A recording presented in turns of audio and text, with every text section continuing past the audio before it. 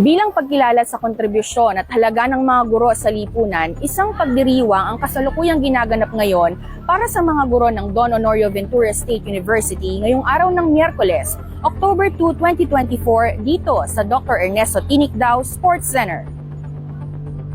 Isang de-genderized gift-giving ang pinangunahan ng Gender Focal Point System sa pamumuno ni Dr. Dolores T. Quiambao, kung saan daan-daang empleyado at estudyante ng DAVSU ang dumalo. Ang nasabing pagtitipon ay kaakibat ng pagdiriwang ng World Teachers Day ngayong buwan ng Oktubre. Ito ay isang mekanismo at pamamaraan upang bigyan ng pagpapahalaga ang mga kaguruan at empleyado ng universidad. Sa isang panayam sa Vice President for Student Affairs and Services na si Dr. Dolores T. Quiambao, binigyan niya ng diin ang halaga ng naturang okasyon. Aniya, so today, if you observe, ang dami nating mga attendees, Ma'am Kat. So ano ba yung pinaka-reason, ano yung pinaka-purpose, ano yung pinaka-objective? Bakit meron tayong gathering? Simple lang po, would like to recognize our employees. Pag sinabing employees, kasama lahat, pati mga non-teaching as well as our faculty members. It's a very, very short gathering, and then it's not a festivity. It's more of the simple and meaningful encounter. So thank you sa suporta. Alam natin na hindi lang dapat October 4 ang Teachers Day, ang Faculty Day, ang Employees Day. It should be an everyday celebration. So, would like to thank all faculty members, all the non-academic personnel for giving their, anong tawag doon? Selfless assistance to our university. We're able to accomplish so much because of your support. Maraming salamat sa inyong lahat. Naging possible ang hindi posible because of our collective effort. So once again, I would like to say a godly, a safe, and a healthy morning to everybody. Thank you po. Sinang-ayunan naman ni Professor Otanes mula sa College of Social Sciences and Philosophy ang pagbibigay halaga sa mga guro hindi lamang sa buwan ng Oktubre kundi araw-araw.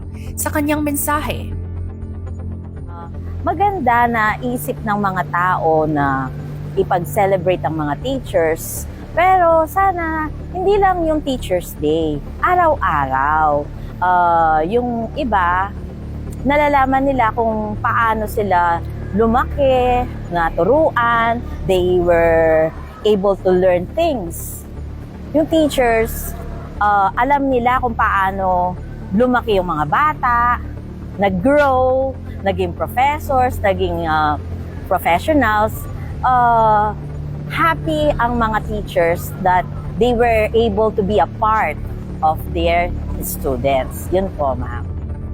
Ibinahagi naman ni Binibining Jennifer Manuntag mula sa College of Education ang kanyang mga karanasan sa pagtuturo at kung bakit nagustuhan niya ito.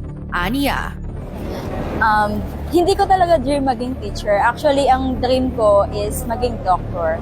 But when I experience teaching students, very overwhelming siya. Yun yung pinakamasaya sa akin kasi natututunan ng mga bata yung gusto kong iparating sa kanila, and that is one of the satisfaction na na-achieve ko right now. And challenging part siguro is to manage them because every learner is unique with one another. So kailangan you handle them with the best care that you can offer them and the best teaching that you can give them. Isang mensahe naman ng pasasalamat ang ibinahagi ni Charles, isang estudyante ng DAVSU, para sa kanyang mga guro at sa buong kaguruan ng universidad. Hello, I am Charles C. Beltran from the Mechanical Engineering Department.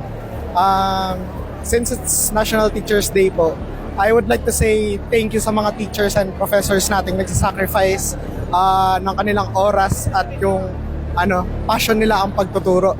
I would like to say from behalf of my classmates na thank you very much po, and I hope you enjoy this day, and again, happy Teachers Day po.